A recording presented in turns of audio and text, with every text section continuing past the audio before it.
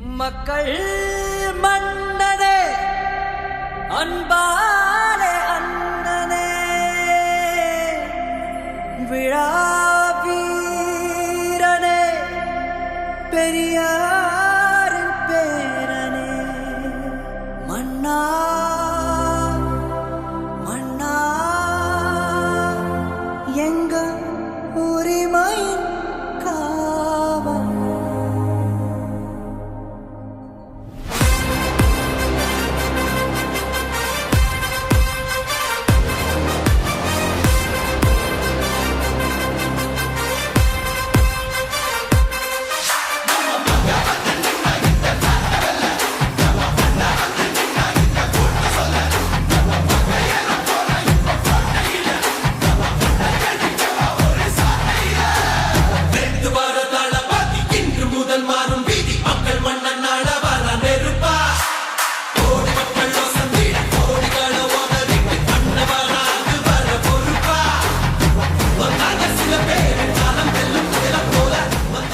நெஞ்சில் குடியிருக்கும்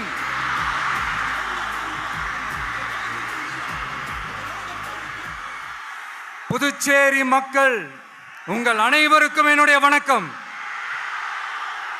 வணக்கம் வணக்கம். எல்லாரும் எப்படி இருக்கீங்க?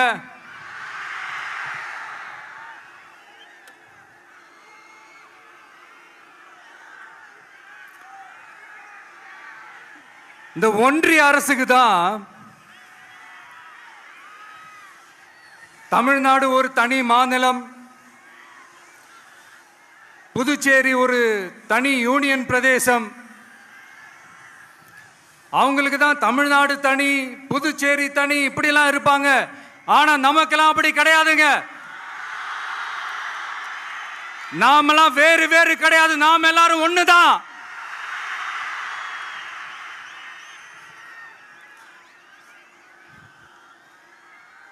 தமிழ்நாடும் புதுச்சேரியும் தனித்தனியாக இருந்தாலும் நாம் எல்லாரும் ஒண்ணுதான். நாம் எல்லாரும் சொந்தம் தான்.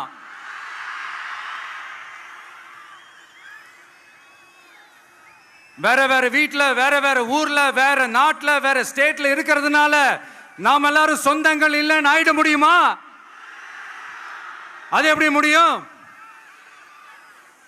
இப்ப பாத்தீங்களா, ஒருத்தருக்கு ஒருத்தர் பார்த்துக்கும் போது அந்த பாச உணர்வு, அதுதாங்க, அது மட்டும்தான். அது இருந்துட்டாலே போதும், வேற எதுவுமே தேவையில்லை.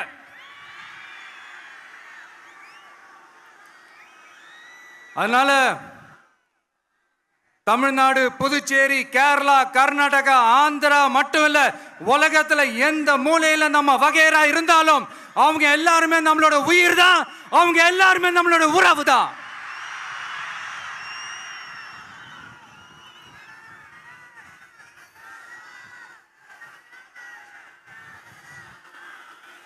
புதுச்சேரினாலே உடனே ஞாபகத்துக்கு வர்றது மணக்குள விநாயகர், அரவிந்தர் ஆசிரமம், வில்லியனூர் மாதான் சொல்லி இவங்க எல்லாரும் ஞாபகத்தில் வருவாங்க. அது மட்டும் இல்ல, மகாகவி பாரதியார் அவர்கள் இருந்த மண், பாவேந்தர் பாரதிதாசன் அவர்கள் பிறந்த மண். அது மாதிரி இன்னும் சிறப்புகளை அடுக்கிக்கிட்டே போலாம்.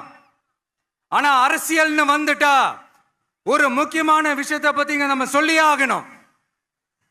1977 புரட்சி தலைவர் எம்ஜிஆர் அவர்கள் தமிழ்நாட்டில் ஆட்சி அமைச்சாங்க. ஆனா அதுக்கு முன்னாடியே 1974 இங்க புதுச்சேரியில அவங்களோட ஆட்சி அமைஞ்சது. அதனாலதான் அப்பவே சொன்னாங்க, நமக்காக வந்தவர் எம்ஜிஆர், அவரை தமிழ்நாட்டில் மிஸ் பண்ணிடாதீங்கன்னு நமக்கு அலர்ட் பண்ணதே புதுச்சேரி தான். அப்படிப்பட்ட புதுச்சேரியை நம்மளால மறக்க முடியுமா? அது மட்டும் இல்ல, இங்க இருக்கிற மக்கள் தமிழ்நாடு மாதிரியே புதுச்சேரி மக்களும் என்ன கிட்டத்தட்ட ஒரு 30 வருஷமா என்ன தாங்கி பிடிச்சுக்கிட்டு இருக்கிறீங்க.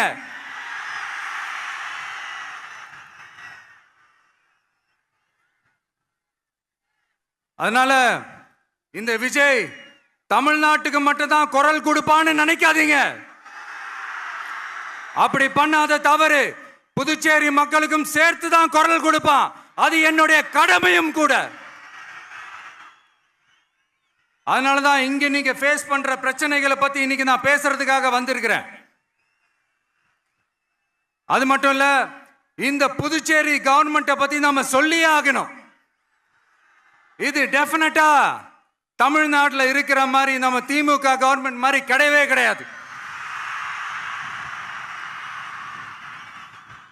ஏன்னா வேற ஒரு அரசியல் கட்சி நடத்துற நிகழ்ச்சியாகவே இருந்தாலும் அந்த நிகழ்ச்சிக்கு தன்னெழுச்சியா வர நம்ம மக்களுக்கு பாதுகாப்பு கொடுத்து பாரபட்சமே காட்டாம இந்த கவர்மெண்ட் நடந்துகிட்டு இருக்கிறாங்க.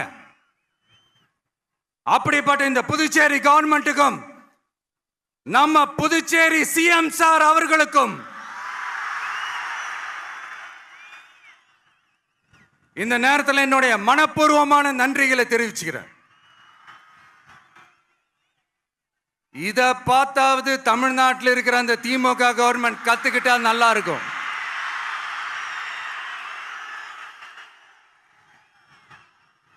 ஆனா அவங்க கத்துக்க மாட்டாங்க. பரவாயில்ல, வரப்போற எலெக்ஷன்ல 100% கத்துக்குவாங்க. அத நம்ம மக்கள் பார்த்துக்குவாங்க.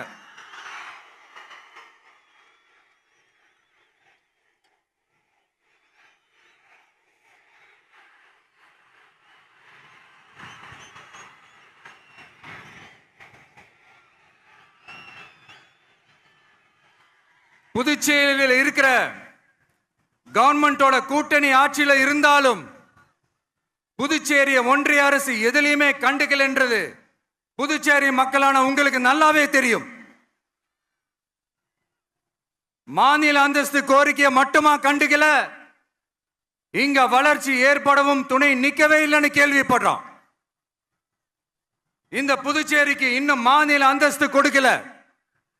மாநில அந்தஸ்து வேணும்னு கேட்டு பல முறை சட்டசபையில தீர்மானம் போட்டு ஒன்றிய அரசுக்கு அனுப்பி வச்சுக்கிட்டே இருக்கிறாங்க.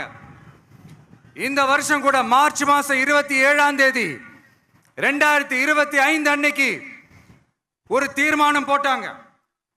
அது மாநில அந்தஸ்து வேணும்னு கேட்டு ஒன்றிய அரசுக்கு அனுப்புற 16வது தீர்மானம். புதுச்சேரி காரைக்கால் பகுதிகளில் மூடப்பட்ட 5 மில்கள், பல்வேறு தொழிற்சாலைகளை மீண்டும் திறக்கிறதுக்கு இதுவரைக்கும் ஒரு துரும்ப கூட கிள்ளி போடல. பல்லாயிரக்கணக்கான இளைஞர்களோட வேலை வாய்ப்புக்காக எதையுமே செய்யல. இங்க ஒரு ஐடி கம்பெனி உருவாகணும்ன்றது எண்ணமே இல்லை. அதை பத்தி யார் பேசினாலும் அது அவங்க காதல விழவே விழல. இங்க ஒரு அமைச்சரை ஊழல் குற்றச்சாட்டுல பதவி விட்டு நீக்கப்பட்டு அந்த இடத்துக்கு இன்னொருத்தரை நியமிச்சு 200 நாள் ஆச்சு. இன்னும் அவருக்கு ஒரு இலாக்காவே தரல. இந்த செயல் சிறுபான்மை மக்களை அவமானப்படுத்துறதுன்னு அந்த மக்களே சொல்றாங்க. புதுச்சேரியோட முக்கிய அங்கமாக இருக்கிற காரைக்கால், மாகே, ஏனாம் பகுதிகளில் எல்லாம் முன்னேற்றமே இல்லைன்னு அந்த பகுதி மக்கள் சொல்லிக்கிட்டே இருக்கிறாங்க. குறிப்பா காவிரியோட கடைமடை பகுதியான காரைக்காலை மொத்தமா கைவிட்ட மாதிரி தான் இருக்குது. இது எல்லாமே முன்னேற்றம் அடையணும். டூரிஸ்ட் பிளேஸ் ஆன புதுச்சேரியில போதுமான அளவு பார்க்கிங் வசதி இல்ல, போதுமான அளவு கழிப்பறை வசதி இல்ல. இதெல்லாமே மேம்படுத்தணும். புதுச்சேரி கடலூர் மார்க்கமான ரயில் திட்டம் வேணும்ங்கிறது நீண்ட கால கோரிக்கை. புதுச்சேரி மக்களுக்கு ஒன்னே ஒண்ணுதான் சொல்லணும், இந்த திமுகவை நம்பாதீங்க. அவங்களுக்கு உங்களை நம்ப வச்சு ஏமாத்துறது தான் அவங்க வேலையே.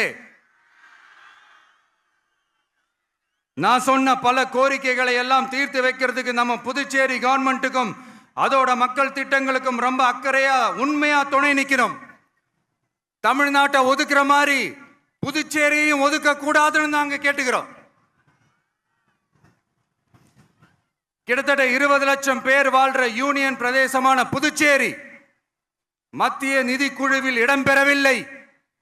அதனால் மாநிலங்களுக்கான நிதி பகிர்தல் அடிப்படையிலும் யூனியன் பிரதேசங்களுக்கான நிதி பகிர்தல் அடிப்படையிலும் புதுச்சேரிக்கு நிதி ஒதுக்கப்படுவதில்லை. அதனால ஒவ்வொரு ஆண்டும் புதுச்சேரிக்கு தோராயமாகவே மத்திய அரசு நிதியை விடுவிக்கிறது. அந்த நிதியும் அரசு ஊழியர்களின் சம்பளம், ஓய்வூதிய தொகை உள்ளிட்ட திட்ட செலவுகளுக்கே சென்று விடுவதால் மீத தேவைக்கு வெளிச்சந்தையிலும் கடன் பத்திரங்களை கடன் வாங்குகிறது புதுச்சேரி. இந்த நிலைமை மாறணும்னா ஒரே வழி, மாநில அந்தஸ்து நம்ம புதுச்சேரி மக்களோட பல்லாண்டு கால கோரிக்கை. புதுச்சேரிக்கு போதுமான நிதி வரத்து இல்லாததுனால வெளியே கடன் வாங்க வேண்டியதா இருக்கு. புதுச்சேரியோட கடனை குறைச்சு தற்சார்பு பொருளாதாரத்தை வளர்த்தெடுக்க திட்டங்கள் வகுக்கப்பட வேண்டும். மாநில அந்தஸ்து வாங்கினா மட்டும் போதாது இல்லையா, தொழில் வளர்ச்சியும் தேவையாச்சே. புதுச்சேரி தென்னிந்தியாவின் முன்னணி இண்டஸ்ட்ரியல் ஹப்பாக மாற்ற எல்லா முயற்சிகளும் எடுக்க வேண்டும். இந்திய அளவில் ரேஷன் கடைகளே இல்லாத மாநிலம் புதுச்சேரி தான். ஏழை எளிய மக்களுக்கு வாழ்வாதாரமே ரேஷன் கடைகள் தான். மற்ற மாநிலங்கள்ல இருக்கிற மாதிரி இங்கேயும் அரிசி, சர்க்கரை, பருப்பு, கோதுமை, எண்ணெய்னு அனைத்து பொருட்களும் வழங்கும் முறை சீராக்கப்பட வேண்டும். கடைசியா மீன்பிடிக்க செல்லும் காரைக்கால் மீனவர்களை அடிக்கடி கைது செய்யும் இலங்கை கடற்படை அவர்களின் படகுகளையும் பறிமுதல் செய்து விடுகிறது. அதனால் நீண்ட போராட்டங்களுக்கு பிறகு அவர்கள் விடுவிக்கப்பட்டாலும் படகுகள் கிடைக்காததால் படு மோசமான நிலைக்கு தள்ளப்படுகின்றனர். இந்த நிலை மாற வேண்டும். நான் மறுபடியும் சொல்றேன், இந்த விஜய் புதுச்சேரி மக்களுக்காகவும் எப்பவும் துணை நிற்பான். வரப்போற புதுச்சேரி தேர்தல் களத்துல நம்மளுடைய தமிழக வெற்றி கழகத்தின் கொடி பட்டொளி வீசி பறக்கும். கான்பிடென்டா இருங்க, நல்லதே நடக்கும், வெற்றி நிச்சயம். மீண்டும் சந்திக்கும் வரை நன்றி, வணக்கம்.